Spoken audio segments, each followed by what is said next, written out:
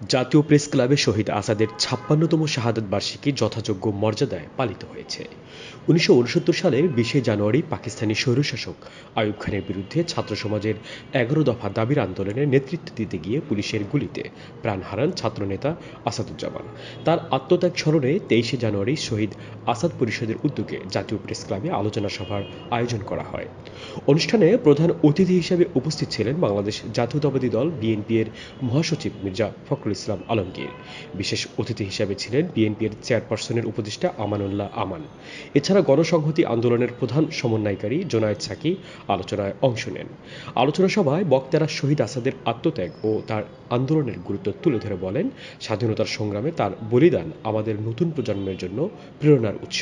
তারা জাতীয় ঐক্য গড়ে তোলার আহ্বান জানান এবং দেশে গণতন্ত্র প্রতিষ্ঠায় সক্রিয় ভূমিকা রাখার প্রতিশ্রুতি ব্যক্ত করেন। শাহ মোহাম্মদ ওয়ালিউল্লাহ, তরঙ্গ টিভি।